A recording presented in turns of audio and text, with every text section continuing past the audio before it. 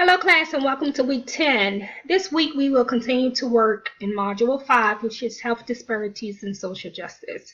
As I reflect on discussion board 9, we were talking about the barriers to successful rehabilitation. Clients getting lost in the system, and many of you referred to the roles of the patient navigator. The patient navigator role is a unique role, and it can expand in responsibilities depending on the setting that they're in.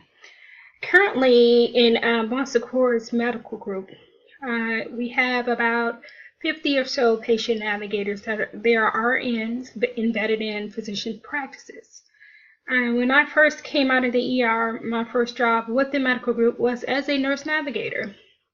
And the reason why I mention this is because patients do get lost in the system. They get lost in fragmented care. They get lost because of their own situations, such as they may have a low health literacy, or they may not get the additional education upon discharge as we transition them back into their communities.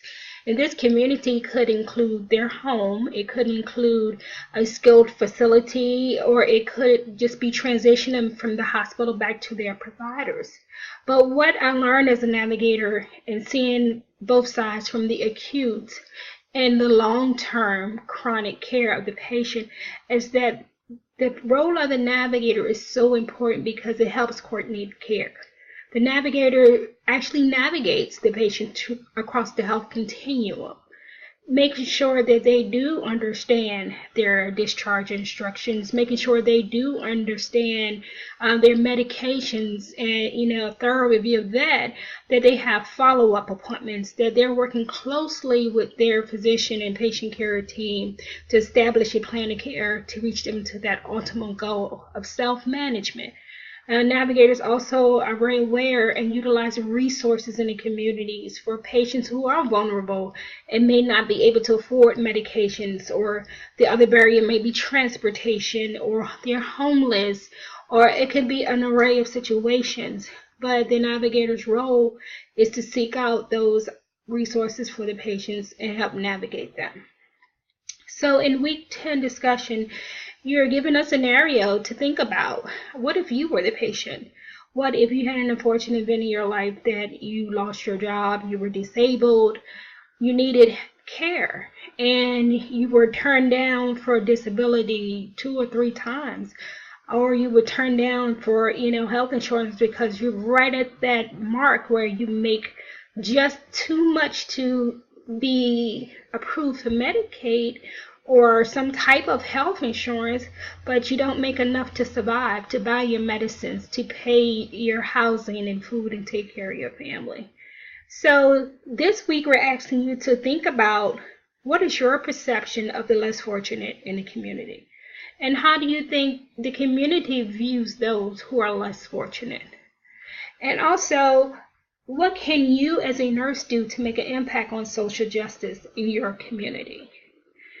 I think that as we think about our strategic quality plans to meet the goals of healthcare that's coming before us in the future, we want to be person-centric. We want to work with our patients to help them get them to that optimal goal of optimal care, or manage chronic conditions before they worsen. And if they do get to a state where we cannot do prevention and wellness, we cannot help them manage their complex conditions, then we must look towards advanced care planning and end of life.